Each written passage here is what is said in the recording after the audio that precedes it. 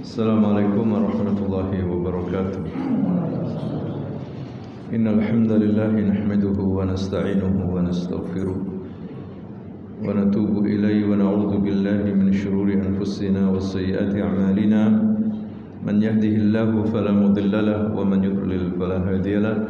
Asyhadu an la ilaha illallah wahdahu la syarika lahu wa asyhadu anna Muhammadan 'abduhu wa rasuluh. Sallallahu alaihi wa ala alihi wa ashabihi wa man tabi'ahum bi ihsanin ila yaumiddin. Amma ba'du. Allahumma 'allimna bima yanfa'una wanfa'na bima 'allamtana. Rabbi zidna 'ilma warzuqna fahma wa arina al-haqqan haqqan warzuqna ittiba'ah wa arina al-batilan batilan warzuqna istinabah. Wa adkhilna bi rahmatika fi 'ibadika as-salihin innaka waliyyu dzalika wal qadiru 'alaihi. Ikhwani fid din rahimakumullah, usikum wa nafsi bitaqwallah faqad fazal muttaqun. Para jemaah yang dimuliakan Allah Subhanahu wa taala, pada malam hari ini kita akan kembali membaca kitab Al-Lu'lu' wal Marjan, kumpulan daripada hadis-hadis Rasulullah sallallahu alaihi wasallam yang disepakati oleh Al-Imam Bukhari dan juga Al-Imam Muslim. Di mana buku ini membahas tentang masalah akidah, masalah iman, masalah tauhid, masalah ibadah, masalah akhlak dan yang lainnya. Semoga kita banyak mendapatkan manfaat ya, dan juga pelajaran dari sabda-sabda Rasulullah ini, dan juga kita amalkan karena ini merupakan syariat Islam. Hadirin sekalian, apa yang dibawa oleh Nabi merupakan wahyu dari Allah Subhanahu wa taala, yaitu Al-Quran dan As-Sunnah, yaitu Al-Hadis. Kita memasuki hadis yang ke-98, halaman 133. Dikatakan di sini hadis Abi Dzar radhiyallahu anhu, qala dakhaltul masjida wa Rasulullah sallallahu alaihi wasallam jalisun falamma gharabat asy-syams qala ya Aba Dzar hal tadri aina tadhhab hadhihi? Qala qultu Allahu wa rasuluhu a'lam. Qala fa innaha tadhhabu tasta'dhinu fi as-sujudi fayu'dhanu laha wa ka'annaha qad qila laha irji'i min haythu ji'ti fatad'u min maghribiha thumma qara'a dhalika mustaqirrun laha. Dikatakan di sini hadirin sekalian, Abu Dzar Al-Ghifari, seorang sahabat Nabi minas sabiqin al-awwalin, termasuk sahabat pertama kali masuk Islam dan seorang sahabat yang ahli ibadah, ya, pemberani dan mempunyai sifat zuhud, ya, dan dia rajin dalam mendakwakan Islam ini selepas wafatnya Rasulullah sallallahu alaihi wasallam. Dia mengisahkan, ketika aku masuk masjid, saat itu Rasulullah sallallahu alaihi wasallam lagi duduk ketika matahari terbenam. Beliau bertanya, "Wahai Abu Dzar, tahukah engkau kemana matahari ini pergi?" Aku menjawab, "Allah dan Rasulnya yang lebih tahu." Nabi menjawab, "Sesungguhnya matahari ini pergi meminta izin untuk bersujud sehingga diizinkan." Seolah-olah dikatakan kepadanya, "Kembalilah engkau dari tempat yang engkau datang." Maka ia muncul di sebelah baratnya. Kemudian beliau membaca, "Itulah tempat tinggalnya." Hadis ini menunjukkan bahwa Rasulullah SAW seorang muallim, ya, seorang muallim, seorang guru, di mana dalam setiap kesempatan apapun Nabi tidak segan-segan mengajarkan ilmu kepada sahabat-sahabatnya. Dan ini juga menunjukkan bahwa Nabi kita ini orang yang amin, ya, sebagaimana sifat beliau sebelum diangkat sebagai Nabi dan Rasul, dijuluki oleh kaumnya As-Sadiqul Amin, yang jujur, ya, dan bisa dipercaya. Jadi Nabi memang menyampaikan apa saja yang datang dari Allah Subhanahu wa taala.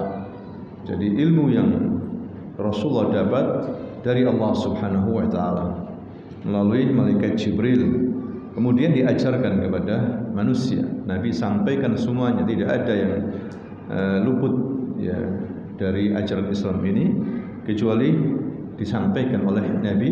Sebagaimana di sini Abu Dzar waktu itu masuk masjid ya dan menjumpai Rasul lagi duduk waktu itu maghrib ya, terbenam matahari hilang, hadirin sekalian. Kemudian Rasulullah bertanya, ya Abu Dzar, tahu kamu kemana matahari ini? Ya, maka Abu Dzar menjawab, Allah wa Rasuluhu a'lam. Ini juga adab, hadirin sekalian, apabila kita tidak mengetahui suatu hal, jangan sok menjawab. Ya, apalagi yang bukan ahlinya, siapapun, walaupun pejabat, ya, walaupun pejabat petinggi negara, kalau tidak menguasai agama, jangan coba-coba untuk menjelaskan masalah agama. Akhirnya ngawur. Ya, lebih baik dia mengucapkan Allahu a'lam, Allah yang lebih tahu. Waktu itu ada Rasulullah, sehingga sahabat mengatakan Allah wa rasuluhu a'lam, ditambahi Allah dan Rasulnya yang lebih tahu. Ya, maka ini adab para sahabat. Sahabat adalah para ulama yang langsung berguru kepada Nabi, tapi mereka punya adab. Ya, apalagi di situ ada Rasulullah Shallallahu Alaihi Wasallam. Jadi Abu Dzar menjawab Allah dan Rasulnya yang lebih tahu. Maka Rasulullah menjelaskan sesungguhnya matahari ini pergi meminta izin untuk bersujud, ya, sehingga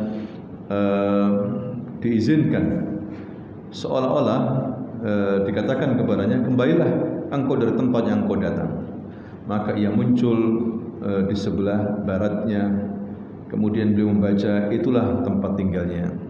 Ini menunjukkan ilmu tingkat tinggi yang ada pada Rasulullah Shallallahu Alaihi Wasallam. Sebelum muncul ilmu perbintangan dan yang lainnya, ya ternyata Rasulullah sudah diberitahu ya di mana matahari ini pergi. Ya, kalau mungkin bagi kita tenggelam begitu aja atau pindah ke negara lain, misalnya seperti itu. Hanya itu. Tapi Rasulullah menjelaskan bahwa matahari ini pergi sujud kepada Allah. Ya subhanallah. Bagaimana bentuk sujudnya matahari? Kita enggak tahu. Yang jelas dia sujud, menunjukkan bahwa benda-benda langit yang Allah ciptakan mereka bergerak dengan izin Allah, muncul dan pergi dengan izin Allah pula. Ya, mereka itu sujud, bertasbih, berzikir kepada Allah Subhanahu wa taala. Ya, makanya kita juga sebagai hamba-hamba Allah, ya jangan kalah dengan benda-benda langit, karena kita sebagai manusia makhluk yang paling mulia, diberikan akal. Hadirin sekalian, maka kita harus bersujud hanya kepada Allah. Jangan sujud kepada matahari, jangan sujud kepada bintang, ya jangan sujud kepada selain Allah. Apalagi sujud sama manusia, sujud sama syaitan. Ya falyasjudu lillah, falyarka' lillah. Ya, kita rukuk dan sujud hanya kepada siapa? Allah Subhanahu wa taala. Ya, ini kita teringat bagaimana Nabi Ibrahim alaihissalam. Nabi Ibrahim itu asalnya dari Babil, dari Irak, Babilonia. Ya, Babil sampai sekarang masih nama itu Babil di Irak sebagai suatu provinsi yang penuh sejarah. Ya, Nabi Ibrahim berasal dari sana. Nabi Ibrahim hidup di masyarakat yang menyembah berhala. Bahkan ayahnya juga produsen berhala. Nabi Ibrahim terus mendakwai, mengingatkan mereka agar kembali menyembah Allah Subhanahu wa taala, tapi justru mereka membencinya, bahkan membakar Nabi Ibrahim hidup-hidup. Ya, tapi kemudian diselamatkan oleh Allah. Allah hanya mengatakan ya naru kuni bardan wa salaman ala Ibrahim. Api itu tiba-tiba menjadi dingin dan selamat Nabi Ibrahim alaihissalam. Kemudian dia pergi. Ya, dia pergi karena diusir oleh ayahnya, diusir oleh masyarakatnya. Dia pergi ke daerah Haran. Haran terletak antara Irak dan Syam.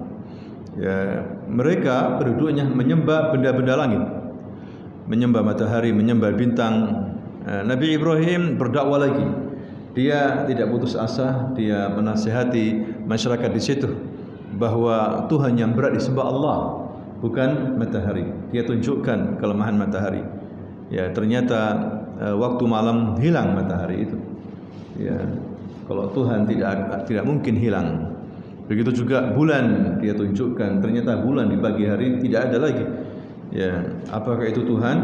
Ya, jadi Nabi Ibrahim berdialog kepada mereka bukan berarti Nabi Ibrahim mencari Tuhan.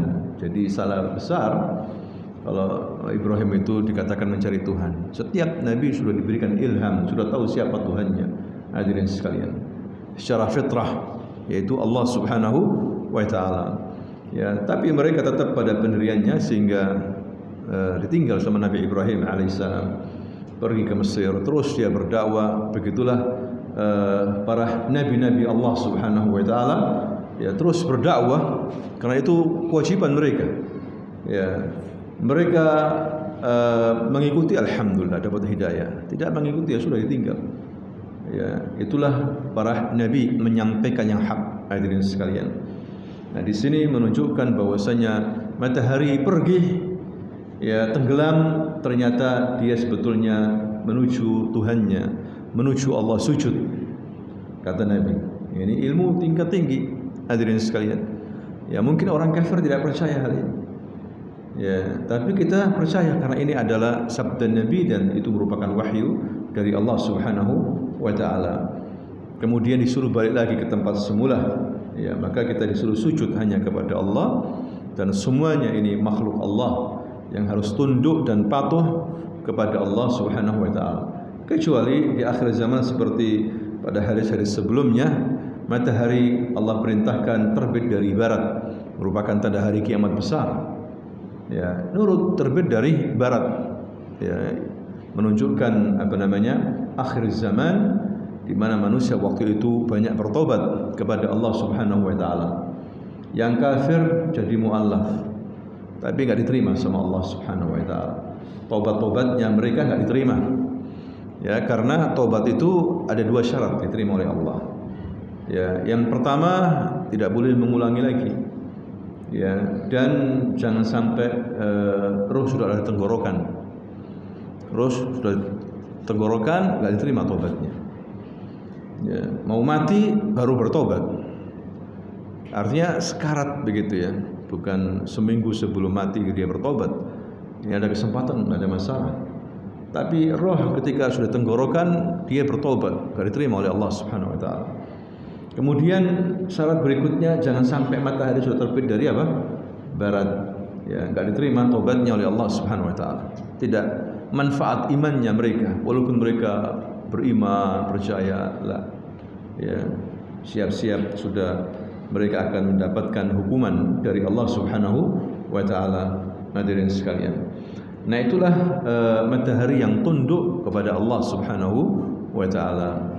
Ya, jadi ini ilmu yang luar biasa yang didapat oleh Abu Dzar Al-Ghifari, sehingga dia sampaikan hadis ini kepada kita, sampai kepada kita. Ya, ilmu dari Rasulullah Shallallahu Alaihi Wasallam. Dari sini diriwayatkan Imam Bukhari, dan ini menunjukkan amanah, ya, yang kuat pada diri Abu Dzar sampai hadis ini kepada kita. Jadi setelah Rasulullah meninggal dunia, disampaikan hal ini kepada Abu Dzar.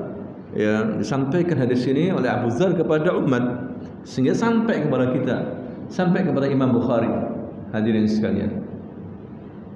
Nah, kemudian hadis yang kedua, kronologi turunnya wahyu yang pertama. Hadis ini panjang. Ya, saya terjemahkan saja di sini. Aisyah radhiyallahu anha ummul mukminin, istri Rasulullah, pernah berkata, permulaan wahyu yang datang kepada Rasulullah adalah melalui mimpi yang benar dalam tidur, ya, ar-ru'ya salihah. Ya, awal-awal permulaan wahyu, ya, yaitu mimpi yang benar, ya, dan mimpi Nabi itu pasti benar, wahyu dari Allah Subhanahu wa Ta'ala. Lain dengan kita, mimpi, ya, terkadang mimpinya macam-macam, kebanyakan mimpi buruk. Ya, mimpi buruk ini dari setan atau bisa juga dari kelakuan kita sebelum tidur. Ya, sehingga mimpi buruk, dikejar-kejar macan, kejar-kejar maling. Mimpi kita seperti itu. Kalau mimpinya Nabi itu wahyu. Ya, seperti Nabi Ibrahim bermimpi disuruh menyembelih anaknya. Wahyu, mau enggak mau, walaupun hanya mimpi disampaikan oleh Nabi Ibrahim kepada anaknya dan dilaksanakan itu penyembelihan. Mungkin menurut kita itu hanya mimpi. Apalah arti sebuah mimpi? Tapi tidak pada Nabi, para Rasul. Ya, mimpi itu wahyu bahkan awal datangnya wahyu kepada Rasulullah melalui mimpi atau disebut dengan ar-ru'ya salihah. Ya, tidaklah beliau bermimpi kecuali datang seperti cahaya subuh. Awalnya dia mimpi bukan berarti langsung dikasih wahyu begitu ya. Mimpi wahyu dalam arti seperti cahaya subuh. Ya, dia melihat kadang terang, kadang agak gelap begitu cahaya subuh. Ya, kemudian beliau dianugerahi kecintaan untuk menyendiri. Setelah itu dia mulai senang dengan menyendiri. Kenapa? Karena terkumpul akalnya yang kuat dan benar bahwa masyarakatnya ini masyarakat yang rusak, ya, jahiliyah, menyembah berhala. Ya, bagaimana ini? Ya, tidak masuk akal sama sekali berhala yang mereka bikin dengan tangan mereka sendiri kemudian mereka sembah. Ya, kemudian berzina, minum khamar. Makanya dia lebih suka menyendiri dari kaumnya. Mulai waktu itu mendekati umur 40 tahun, hadirin sekalian. Lalu beliau memilih Gua Hira dan bertahannus. Tahannus itu menyendiri dari manusia, i'tizal, ya, mengasingkan diri, yaitu ibadah di malam hari dalam beberapa waktu lamanya sebelum kemudian kembali kepada keluarganya guna mempersiapkan bekal untuk bertahannus kembali. Ya, bukan bertapa ya, tapi Nabi merenung ya di Gua Hira. Gua Hira itu sekarang ada gunung disebut oleh kaum muslimin Jabal Nur, dikatakan apa? Gunung yang bercahaya karena itulah gunung di atasnya ada gua. Di situ turun wahyu pertama kali kepada Rasulullah Shallallahu Alaihi Wasallam, sehingga umat Islam menamakan apa? Jabal Nur. Ya, seperti itu, tinggi sekali. Di situ Nabi melihat alam ini, kebesaran Allah Subhanahu Wa Taala, yaitu berupa ayat-ayat kauniyah. Ya, melihat bintang di malam hari. Beda kalau kita di rumah di kampung. Di gunung sekali-sekali disuruh ke sana gunung, seperti sini yang paling dekat Malang ya, atau apa, Batu atau Trawas, Tretes ya, disuruh melihat alam ini, kebesaran Allah Subhanahu Wa Taala terlihat jelas. Ya, kemudian kita mengucapkan ma khalaqta hada batilan subhanaka dan seterusnya. Ya, mengucapkan takbir Allahu Akbar, Masya Allah. Ini menambah iman, hadirin sekalian, menambah iman. Dan bagus udara di pegunungan, oksigennya bagus ya, untuk pengobatan paru-paru dan sebagainya dari sisi kesehatan. Ya, nah itulah Rasulullah Shallallahu Alaihi Wasallam, dia menaiki gunung dan pulang, nginep di gunung. Kalau bekalnya habis dia pulang ke Khadijah istrinya, kemudian balik lagi. Bahkan Ramadan Nabi di sana. Hadirin sekalian, merenungkan diri. Ya, ini tidak ada masalah selama dengan zikir. Kalau nggak ada zikir ya setan yang datang. Ya, kalau nggak ada zikir maka setan apa? Yang datang. Kemudian beliau menemui Khadijah mempersiapkan bekal. Ya, sampai akhirnya datang al-haq. Ya, maksudnya wahyu, risalah. Saat beliau di Gua Hira, malaikat datang seraya berkata, "Iqra." Bacalah ya Muhammad. Maka Nabi mengatakan, ma ana biqari. Saya tidak bisa apa? Membaca. Di sini juga menjelaskan bahwa Nabi ini ummi. Nabi ini ummi, tidak bisa membaca. Waktu itu Nabi umurnya 40 tahun. Ya, 40 tahun sudah matang. Ada yang mengatakan orang-orang liberal, enggak, Nabi itu sudah baca, bisa baca. Setelah itu dia belajar. Setelah 40 tahun lebih dia belajar. Tidak, yaitu hanya prediksi mereka yang salah dan menyelisih Al-Quran. Ya, Allah mengatakan dia Nabi ummi. Ya, tidak mampu membaca, tidak bisa menulis. Ya, bukan berarti bodoh. Ya, Nabi cerdas, pandai. Ada hikmah besar kenapa Allah Subhanahu Wa Taala menjadikan Nabi kita ini ummi. Ya, agar wahyu terpelihara pada hafalan Nabi dan murni datang dari Allah. Ya, kalau Nabi menulis, membaca, maka bisa jadi musuh-musuh Islam akan mengatakan wahyu ini buatannya Muhammad. Tahu kalian Muhammad di malam hari nulis. Nulis. Ya, nah ini hadirin sekalian. Kalau sudah buatan Muhammad, tulisannya Muhammad, maka bukan kalamullah. Berarti ada salahnya di situ. Namanya manusia pasti apa? Salah. Ya, walaupun nabi, maka ditegaskan di sini bahwa Quran kalamullah. Ya, yaitu Allah berbicara, maknanya, huruf-hurufnya datang dari Allah Subhanahu wa taala. Ya, bukan makhluk sebagaimana pendapat orang Mu'tazilah, ya, makhluk. Makanya dia banyak sekali menghilangkan sifat-sifat Allah Subhanahu wa taala, bahkan mereka cenderung mempunyai pendapat seperti Jahmiyah. Ya, Jahmiyah. Ya, tokoh-tokoh mereka banyak dieksekusi oleh pejabat-pejabat Bani Umayyah dan Abbasiyah, hadirin sekalian. Karena sesat, ya, seperti Ja'ad bin Dirham. Ya, dia dieksekusi oleh seorang gubernur namanya Khalid Al-Qushairi, ya, pada waktu Idul Adha. Kesalahannya cuma dua. Ya, dia mengatakan bahwa Allah Subhanahu wa taala tidak mengajak bicara sama Nabi Musa. Allah tidak berbicara, tidak yatakallam. Bayangkan, berarti wahyu ini makhluk, bukan dari Allah Subhanahu wa taala menurut mereka. Padahal Allah itu yatakallam, sifatnya berbicara. Wa kallamallahu Musa taklima. Dan Allah mengajak bicara kepada Nabi Musa, betul-betul mengajak bicara. Kemudian dia punya keyakinan bahwasanya Nabi Ibrahim bukan khalilullah. Nabi Ibrahim bukan kekasih Allah Subhanahu wa taala. Ya, padahal Nabi Muhammad SAW mengatakan ittakhadallahu Ibrahim khalila. Allah menjadikan Nabi Ibrahim sebagai apa? Khalil, kekasih. Yang dijadikan kekasih oleh Allah dua, yaitu Nabi Ibrahim dan Nabi Muhammad sallallahu alaihi wasallam. Ya, Khalil dari kata khullah, sangat dekat sekali, melebihi daripada Habib. Habib. Maka Nabi Muhammad Khalilullah, bukan Habibullah. Ya, kalau Habibullah menurunkan derajat Nabi. Hadirin sekalian, ada yang mengatakan kalau Ibrahim alaihissalam Khalilullah, kalau Nabi Muhammad Habibullah. La, dua-duanya Khalilullah. Nabi Muhammad Khalilullah dan apa? Nabi Ibrahim Khalilullah. Lainnya tidak berhak mendapatkan ini. Ya, jangan Anda turunkan derajat Nabi jadi Habibullah. Ya, seperti itu. Khalilullah saja, sebagaimana Nabi mengatakan seperti itu. Maka Khalid Al-Qushairi berpidato, di akhir pidatonya mengatakan, ayuhan nas tadahhu, wahai manusia, sekarang sembelihlah binatang-binatang kalian, berkurbanlah, karena hari ini juga aku akan menyembelih Ja'ad bin Dirham.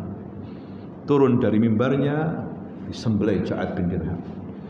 Jadi ini bukan permasalahan biasa ini, hadirin, permasalahan sifat ini. Ya, tauhid asma dan sifat ini banyak umat Islam diuji. Ya, banyak yang menyimpang, para tokoh-tokoh, bukan orang bodoh ini. Yang menyimpang, ya, para tokoh-tokoh. Ya, membatasi sifat Allah 7, ada yang 12, Asy'ariyah, Maturidiyah. Ini bukan permasalahan biasa ini. Sampai disembelih, ya. Dan tidak ada yang mengingkari sama sekali perbuatannya gubernur saat itu. Semua ulama menyetujui, semua umat Islam setuju. Ya, bagaimana kemudian diingkari Allah berbicara? Makanya di antara akidah Mu'tazilah dan juga Jahmiyah, Al-Quran makhluk. Al-Quran ja'a min indillah. Ya, Nabi dikasih wahyu, langsung datang malaikat Jibril, ya, membacakan wahyu. Maka enggak mungkin ini diingkari, hadirin sekalian. Ya, kemudian malaikat Jibril datang menyamar sebagai menyerupai laki-laki besar badannya, masuk gua, maka memegang Nabi, memeluk Nabi. Maka malaikat itu memegangku, kata Nabi, memelukku sangat kuat. Berarti bukan dalam bentuk aslinya. Kalau bentuk aslinya ya nggak bisa masuk gua. Wong gua Hira itu kecil, hanya untuk satu orang, ada yang mengatakan 2 orang cuma bisa masuk. Itu masuk dan memegang, memeluk Nabi dengan kuat dan mengatakan lagi, "Iqra ya Muhammad, ma ana biqari." Saya tidak bisa membaca. Maka memegangku kembali dan memelukku untuk ketiga kalinya dengan sangat kuat, lalu melepaskanku dan berkata, "Iqra bismi rabbikal ladzi khalaq, khalaqal insana min 'alaq, iqra wa rabbukal akram," dan seterusnya. Hadirin sekalian, Nabi lantas kembali kepada keluarga dan membawa kalimat wahyu tadi dalam keadaan gelisah. Dihafal sama Nabi 5 ayat itu. Beliau menemui Khadijah binti Khuwailid seraya berkata, "Zammiluni, zammiluni, selimuti aku." Ya, dathiruni ya Khadijah. Maka diselimuti oleh Khadijah dan beliau pun istirahat dan hilang ketakutannya. Lalu beliau menceritakan peristiwa yang terjadi kepada Khadijah. "Aku mengkhawatirkan diriku." Maka Khadijah sebagai seorang istri salihah memberikan motivasi kepada suaminya. Dan begitulah seorang istri seperti Khadijah ini mengajari para istri-istri. Hendaklah istri itu mendampingi suaminya dalam suka dan duka. Ya, kalau suami gembira, istri ikut gembira. Ya, jangan sampai suami gembira, senang, istri sedih. Atau sebaliknya, ketika suami sedih, ya istri juga harus sedih. Jangan sampai gembira, ketawa-ketawa. Lihat bagaimana Khadijah ketika Rasulullah sedih, bingung, siapa yang datang? Bingung. Ya, maka disuruh Khadijah memberikan motivasi dan nasihat luar biasa dicatat oleh ahli sejarah. Ya, sampai ke kita, demi Allah, katanya Khadijah, Allah tidak akan mencelakakanmu selamanya ya Muhammad, karena engkau ini orang yang menyambung silaturahim, menolong fakir miskin, menghormati tamu, membantu orang-orang yang tertimpa musibah. Sudah kalam jamil. Hadirin sekalian, ya, Khadijah binti Khuwailid mulai awal dia mendukung suaminya. Ya, Khadijah kemudian mengajak beliau untuk bertemu dengan Waraqah bin Naufal bin Asad bin Abdul Uzzah, putra paman Nabi, putra paman Khadijah maksudnya, yang beragama Nasrani di masa jahiliyah. Dia juga menulis buku dalam bahasa Ibrani serta menulis kitab Injil dalam bahasa Ibrani dengan izin Allah. Satu Waraqah sudah tua dan matanya buta. Jadi Waraqah ini termasuk orang Mekah, 4 orang yang tidak menyembah berhala. Ketika awal pergantian keyakinan, awalnya kan orang Arab Muslim berada dalam agama Nabi Ibrahim, menyembah Allah Subhanahu wa taala, kemudian diselewengkan oleh Amr bin Luhai dari suku Khuza'ah, ya, menyembah berhala sehingga semuanya ikut menyembah berhala kecuali 4 orang, termasuk diantaranya Waraqah bin Naufal, melarikan diri. Ya, ada sebagian ketangkep, disiksa sampai mati. Ya, ada yang lari ke Persia, ada Waraqah ini lari ke Romawi, masuk agama apa? Nasrani. Bertahun-tahun di sana sehingga dia bisa menulis dengan bahasa Ibrani, ya, Injil, dan dia tahu apa itu agama Nasrani. Ya, dia tidak setuju. Hadirin sekalian, kemudian baru sudah tua balik ke Mekah.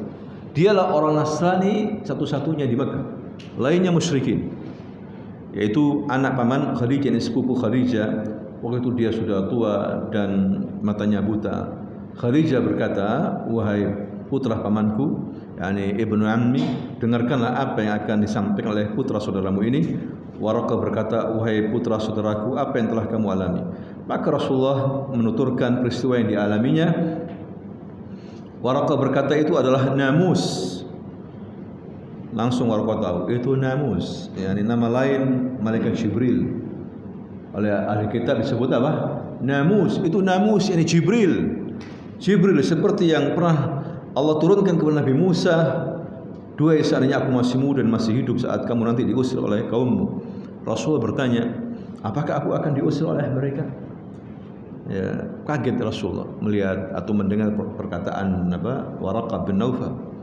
"Seandainya aku masih muda, sehat, aku akan bela kamu karena kamu akan diusir." Makanya Nabi kaget. Ya, padahal Nabi itu disukai sama kaumnya. Ya, dan digadang-gadang sebagai pemimpin Arab.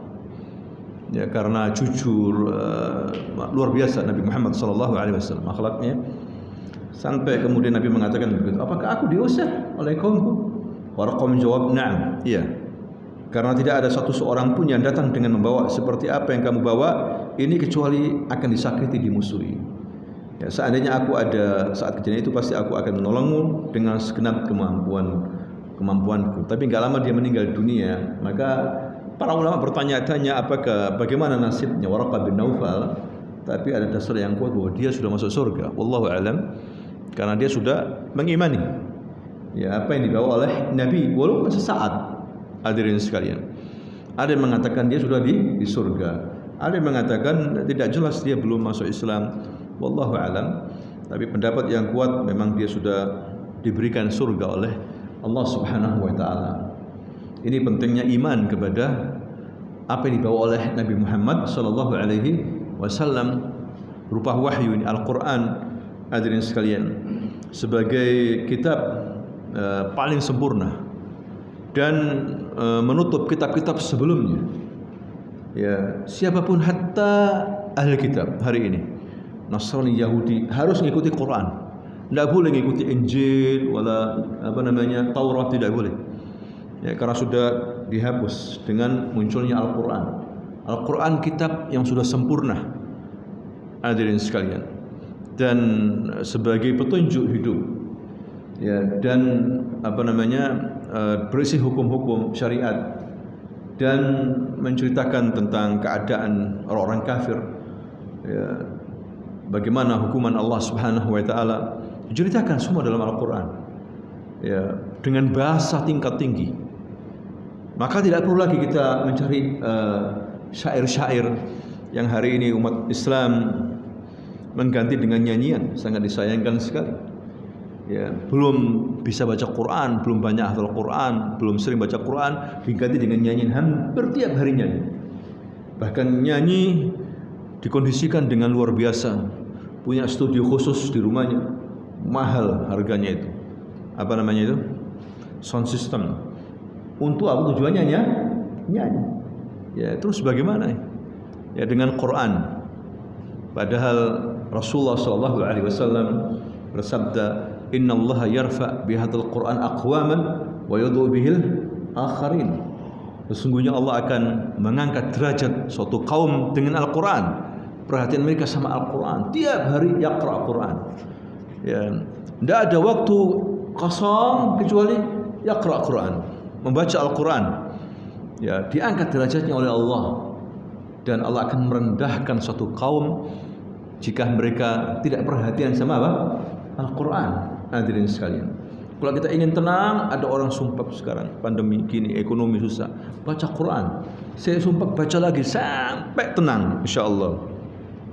Ada seorang bingung malam hari, dia ingat baca Quran tenang, baca masih bingung, sumpah dibaca lagi sampai 5 kali 6 kali langsung tenang hatinya, ya farhan, tenang. Jadi luar biasa kita dapat pahala baca Quran, hadirin sekalian, daripada menyanyi. Ya, makanya ada viral itu kemarin anak-anak tahfidz Quran ketika divaksin disetelkan musik keras-kerasnya, ditutup telinganya mereka sehingga menjadi viral. Ya, orang-orang liberal yang tidak perhatian sama Quran mengecek-ngecek. Ya. Sedangkan mereka ini menjaga hafalannya tidak mudah, ya, menjaga hafalan itu. Hafalannya akan hilang begitu saja, padahal menghafalkan kan susah. Ya, tiap hari menghafalkan, kemudian hilang dengan musik-musik itu. Jadi tidak akan bertemu, kata para ulama ahli musik, dengan apa? Quran. Quran halal, suci. Sedangkan musik hampir mayoritas para ulama mazhab, 4 mazhab mengatakan haram. Kecuali Zahiri, ya, mazhab Zahiri, karena ini orang dari Spanyol, Ibnu Hazm dan yang lainnya hidup di Spanyol. Musik luar biasa waktu itu, orang Nasara terpengaruh, tapi dibantah oleh para ulama. Ya, ada yang menghalalkan musik, ya, tapi syairnya tidak mengandung pacaran, pranikah, ya, sebelum nikah. Itu pun nyanyi anak kecil, bukan yang besar-besar sekarang ini. Apalagi buka aurat, joget-joget. Mereka tentu akan mengharamkan yang menghalalkan itu. Hadirin sekalian. Tapi yang jelas hampir semuanya para ulama mazhab itu mengharamkan. Masalahnya kita di Indonesia ini mulai lahir sudah dengar musik, sehingga orang terpengaruh kuat dalam jiwanya. Karena yang menggarap ini para seniman, halus sekali syair-syair. Tapi kalau dibandingkan dengan Al-Quran kalah jauh. Ya, lebih baik kita tidak menyanyi, tapi kita Al-Quran, baca Quran, menghafal Quran. Maka kita akan mulia, hadirin sekalian. Banyak para tokoh pendidikan mengatakan musik ini buat orang pintar, mendengar musik ini bisa istirahat, buat orang cerdas. Kadzab, dusta. Ada minasyaitan. Nabi mengatakan begitu, seruling setan. Seruling apa? Setan. Pintar bagaimana? Ya. Makanya harus orang itu berbicara agama, yang ngerti agama, yang ngerti dalil. Kalau enggak jangan bicara, nanti menyesatkan. Hadirin sekalian, seharusnya dia mencari dalil-dalil. Kok sampai begitu ya? Ditutup telinganya. Coba, ini penting ini. Dicari dalil-dalilnya dari Quran, dari Sunnah, pendapat para ulama. Insya Allah akan dia paham. Tapi kemudian dia mencela, kemudian dikasih bantahan. Lihat tuh orang Arab, jangankan musik, tari perut. Jadi seakan-akan kiblat Islam itu orang Arab. Lah, ya, tapi sumber hukum Islam itu Quran dan Sunnah. Hadirin sekalian, al-hisab al-Quran wa Sunnah. Bukan orang Arab. Orang Arab banyak yang rusak. Orang Arab ada Yahudi, ada Nasrani, ada musyrikin, ya, ada muslimin.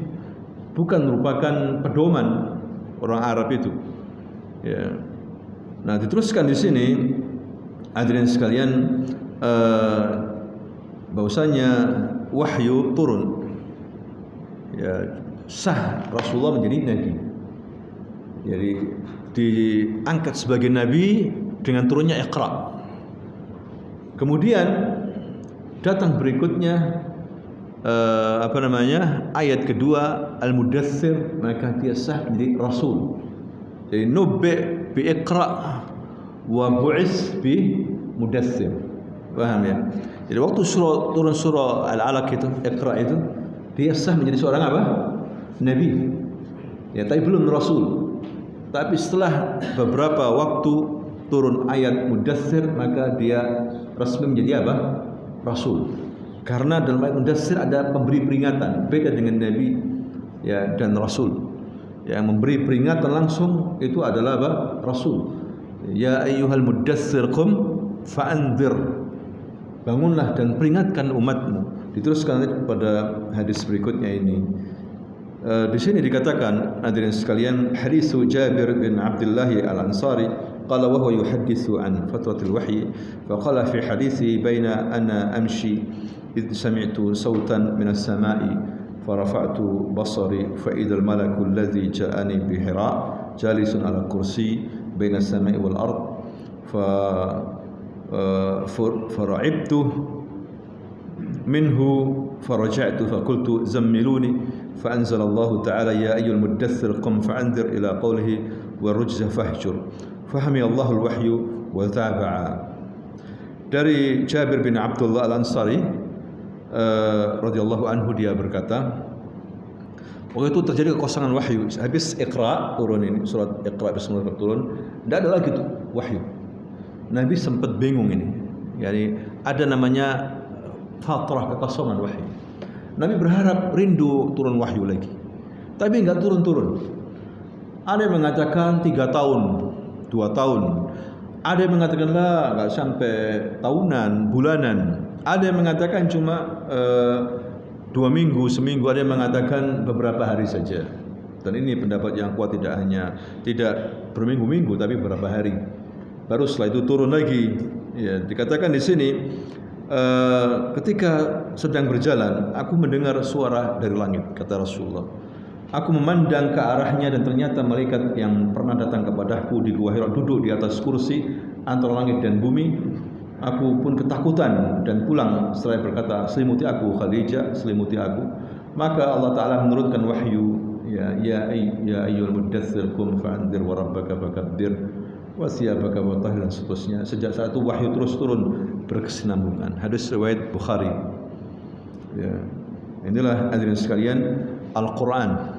Ya, Al-Quran di mana Al-Quran ini dijaga keasliannya oleh Allah SWT.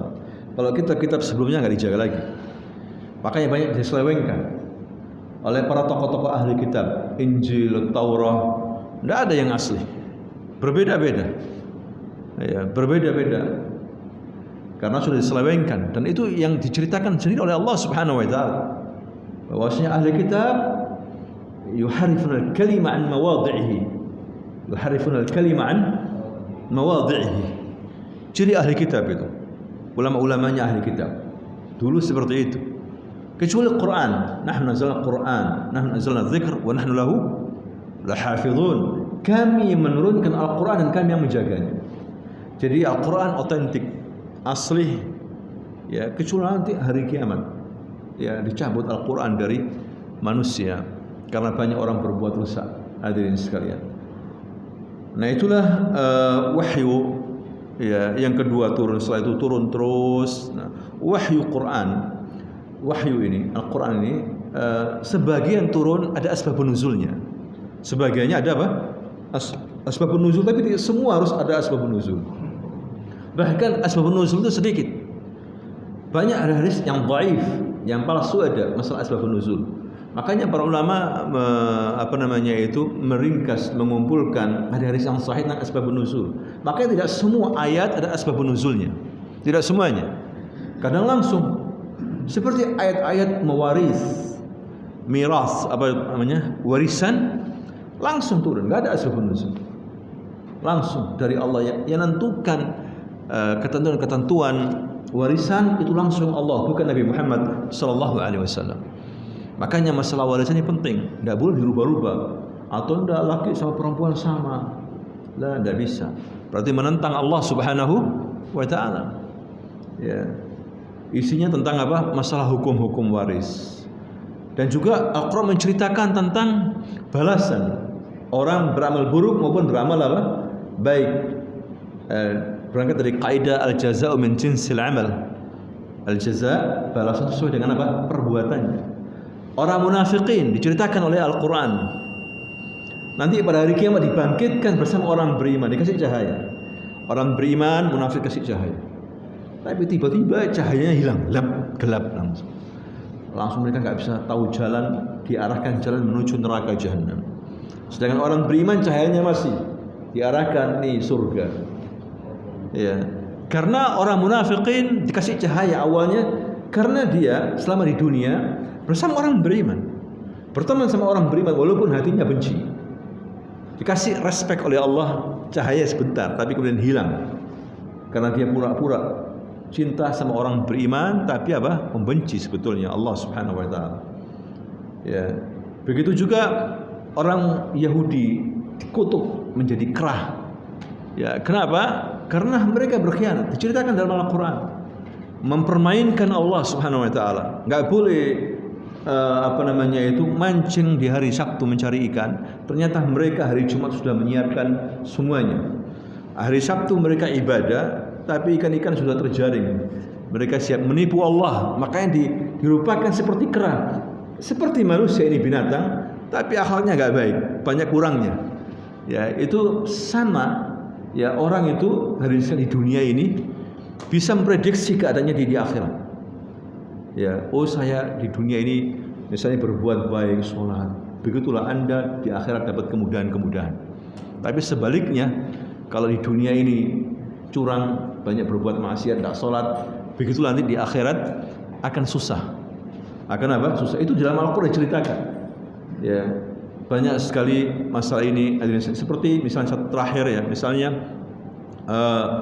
riba, orang yang makan riba, ya, dan menghalalkan riba. Pada hari kiamat dibangkitkan seperti yatakhabbatus syaitanu minal mas. Dipengaruhi oleh setan, ditempiling sama setan, sehingga jalannya itu tidak fokus, miring, kadang jatuh seperti orang mabuk. Karena apa? Karena dia di dunia mengatakan bahwa riba sama dengan jual beli. Ya, ini kan kegilaan, orang gila mengatakan seperti ini.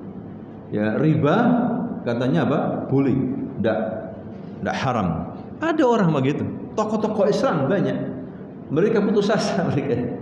Ya, pingin bikin bank. Akhirnya apa? Wis enggak apa-apa riba. Ya, riba itu enggak haram, tapi apa? Halal. Padahal Allah mengatakan wa ahlallahu al-bai'a wa harrama riba. Jelas sekali. Allah mengharamkan riba dan menghalalkan jual beli, tapi dia bilang halal. Akhirnya di hari kiamat masuk neraka dia. Diperlakukan seperti itu sama Allah Subhanahu wa taala. Kayak orang gila. Memang orang gila. Ya, yang menghalalkan bunga bank, yang menghalalkan riba itu gila. Hadirin sekalian. Nanti pada hari kiamat jadi apa? Orang gila. Itu Al-Qur'an menceritakan. Jadi seru sekali apabila kita membaca Al-Qur'an ini, kita pelajari tafsirnya, luar biasa. Ini petunjuk hidup Al-Qur'an ini. Wallahu ta'ala a'lam bis-shawab. Subhanakallahumma wa bihamdika asyhadu an la ilaha illa anta astaghfiruka wa atubu ilaik. Assalamualaikum warahmatullahi wabarakatuh.